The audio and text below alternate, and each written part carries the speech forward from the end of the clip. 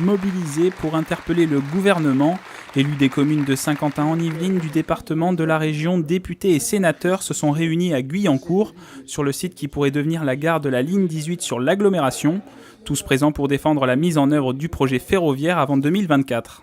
Aujourd'hui, les Jeux Olympiques, c'est un enjeu aussi fondamental. On ne peut pas avoir deux discours. Dire que nous allons recevoir les Jeux Olympiques, s'appuyer là-dessus au niveau du CIO à Lima et ensuite, derrière, nous dire que non, finalement, on n'aura pas le temps. C'est impossible. Donc, pour être rassuré par le ministère, il faut nous recevoir rapidement et qu'on puisse, avec les entrepreneurs, la population, annoncer la bonne nouvelle.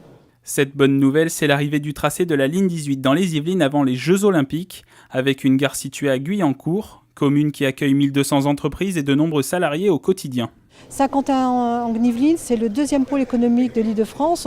On ne peut absolument pas du tout ne pas avoir de transport structurant et il faut qu'on se bouge, nous, effectivement, les élus, les habitants, les entreprises et les étudiants, pour faire reconnaître que notre territoire est incontournable. À un échelon proche des politiques nationales, certains élus yvelinois ont des ressources importantes pour peser sur la décision du calendrier concernant la ligne 18.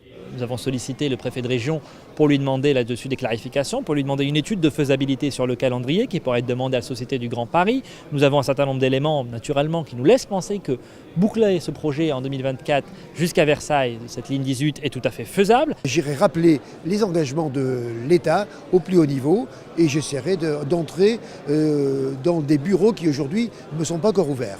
Je crois que les ministères chargés de ce dossier sont au travail, qui vont remettre à un moment donné leur copie au Premier ministre et qu'à ce moment-là, une fois que les hypothèses seront sur la table, le dialogue s'enclenchera avec les élus locaux pour voir quelle est la solution la plus efficace et celle qui sera de nature à répondre aux besoins.